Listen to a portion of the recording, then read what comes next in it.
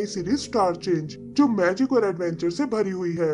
उम्मीद करती हूँ आपको ये पसंद आएगी। तो चलिए शुरू करते हैं। तो ये कहानी एक ऐसे यूनिवर्स पर बेस्ड है जहाँ इंसान और शैतान दोनों का ही वास है, और खुद को एक दूसरे से अलग रखने के लिए इन्होंने अपने अपने इलाके बांटे हुए हैं। इंसानों का इलाका 3 एम्पायर्स में बटा हुआ है, जिसमें सबसे ताकतवर है जू डायनेस्टी के लोग, क्योंकि इनके पास कुछ ऐसे योद्धा हैं जिन्होंने इनर पावर जगाकर अपना कल्टीवेशन पूरा कर लिया है। आज भी बहुत से लोग इनके जैसे इमोर्टल बनना चाहते हैं, लेकिन इसका रास्ता बहुत मुश्किल है, और इसी वजह से ना जाने कितने लोग अपनी जान गंवा चुके हैं। आगे का सीन किन एम्पायर की यांजिंग सिटी का है, जहाँ कुछ लोग किंग से मिलने आए हैं। यही हम उनके प्रिंस शोयू को देखते हैं, जो अपने पिता काइंडू के साथ एक पेड़ लगा रहा है। किंग अपने बेटे से बहुत प्यार करता है, लेकिन कुछ तो ऐसा है जिसे सोचकर वो बहुत परेशान है। तभी गार्ड्स उसे बताते हैं कि पर्पल एडर यहाँ आ चुके हैं, और किंग भी उनकी बात सुनने को तैयार हो जाता है।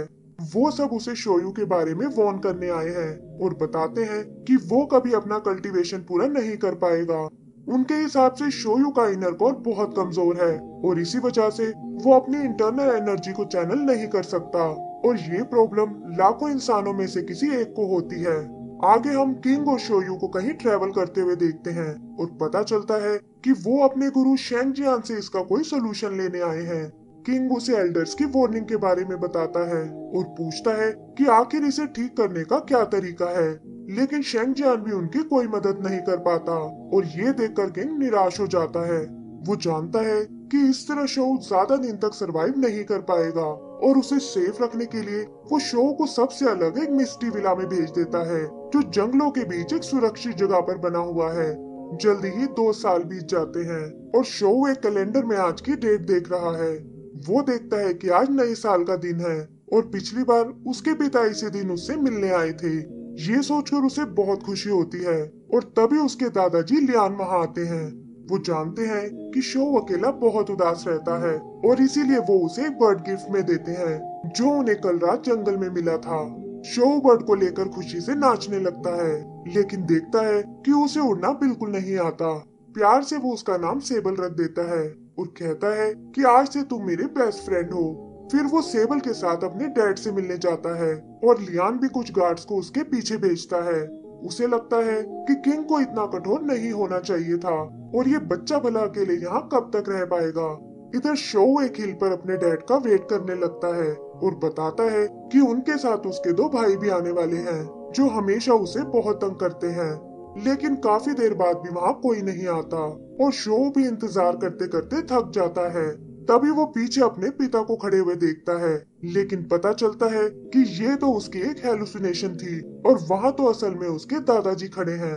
उसे इस बात से बहुत दुख होता है, और तब लियान उसे समझाता है कि तुम्हें अपने पिता पर भरोसा रखना चाहिए, और उन्हें जरूर कोई काम पड़ गया होगा।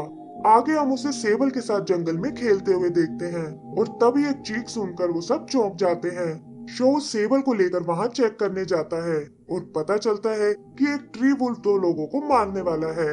वो लड़की अपनी जान बचाकर भागने लगती है, और इससे पहले कि वो वुल्फ उस तक पहुंच पाए, शो और उसके गार्ड्स उन्हें बचा लेते हैं, और ट्री वुल्फ को वहां से भागना पड़ता है। वो आदमी अपना नाम टिशान बताता है, और शो का शुक्रिया अदा करने के साथ साथ उसे अपनी सिस्टर टाई से इंट्रोड्यूस कराता है, और बताता है कि हम लोग थॉर्प गांव से आए हैं। शो ये सुनकर एक्साइटेड हो जाता है, और पूछता है कि क्या मैं भी वो जगह देख सकता हूँ। वो उनके गांव जाकर उनके साथ कुछ टाइम बिताना चाहता है, क्योंकि काफी टाइम से उसने किसी इंसान को नहीं देखा, और वो वहाँ कुछ देर खेलना चाहता है।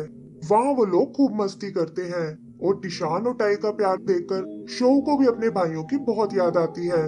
तभी टिशान सामने एक शेर को खड़े हुए देखता है, और शो बताता है कि ये तो मेरे अंकल हे ही हैं। हेई उसे जल्दी से पैलेस चलने को कहता है, क्योंकि वहाँ उसके भाई उससे मिलने आए हैं, और शो उन दोनों को अलविदा बोलकर वहाँ से निकल जाता है। वहाँ उसके दोनों भाई स्टीम बाथ का मजा ले रहे हैं, जिनमें छोटा है जैंग और बड़े भाई का नाम है फैंग। शो उन्हें देखकर बहुत खुश होता है, और वो सब आपस में बहुत इंजॉय करते हैं। फिर वो उनसे अचानक यहाँ आने का कारण पूछता है, और फैंग कहता है कि हम तो पिताजी के साथ लड़ाई की प्रैक्टिस कर रहे थे, लेकिन इससे पहले कि वो अपनी बात पूरी कर पाए, जैंग इशारे से उसे रोक लेता है, और वो कहते हैं कि हम तो तुम्हारे साथ कुछ टाइम स्पेंड करने आए हैं। फिर जैंग उसे बताता है कि सुबह होते ही हमें वापस निकलना होगा, और ये सुनकर शो उदास हो जाता है क्योंकि दिन खत्म होने में बस कुछ ही टाइम बचा है। सुबह उसके भाई वहाँ से वापस जाने लगते हैं और उसे प्रॉमिस करते हैं कि नेक्स्ट टाइम हम और भी इंजॉय करेंगे, लेकिन शो को ये सुनकर बिल्कुल खुशी नहीं होती। लियान इशारे से उन्हें जल्दी करने को कहता है और वो लोग उन्हें अलविदा बोलकर वहाँ से निकल जाते हैं। शो भी रोते हुए वहाँ से भाग जाता है और उसे अपने बचपन की बातें याद आने लगती हैं कि कैसे उसकी प्रॉब्लम को कोई सॉल्व नहीं कर पाया और वो अपनी कल्टीवेशन को कभी पूरा नहीं कर पाएगा। उसके पिता भी ये बात समझ गए थे और इसीलिए उन्होंने उसे यहाँ भेज दिया ताकि उस पर कोई प्रॉब्लम ना आए। शो को लगता है कि उसके पिता को उसकी कोई परवाह नहीं है और इसीलिए वो उससे मिलने भी नहीं आते। उसने दादाजी से भी इसके बारे में कई बार पूछा था, लेकिन उन्होंने भी उसे कभी सीरियसली नहीं लिया। शाओ ने भी खुद को मना लिया था कि वो अपने भाइयों की तरह सक्सेसफुल नहीं बन सकता, क्योंकि ना तो वो जैंग की तरह पोइट्री जानता है और ना ही फैंग की तरह उसे तलवार चलानी आती है। यही सब सोचते हुए वो रोने लगता है और तभी उसकी नजर एक टूटते हुए तारे पर पड़ती है। वो विश मांगता है कि मुझे भी अपने भाइयों की तरह बनना है ताकि अपने पिता के साथ रहकर उनकी मदद कर सकूं, और इस तरह वो भी मुझे इग्नोर नहीं कर पाएंगे। फिर अचानक उसके माइंड में एक ख्याल आता है और उसकी उदासी एकदम से खुशी में बदल जाती है। वो सोचता है कि स्टार्स भी तो अलग अलग तरह के हैं, कोई कम, कोई तेज, कोई टूटता है तो कोई एक ही जगह रहता है, लेकिन इसके बावजूद वो हर रात आसमान में शाइन करने आते हैं और उन्हीं की तरह मुझे भी लाइफ में हार नहीं माननी चाहिए। फिर वो सेबल को लेकर इस बारे में लियान से बात करने जाता है और इसी के साथ हमारा पहला एपिसोड खत्म हो जाता है।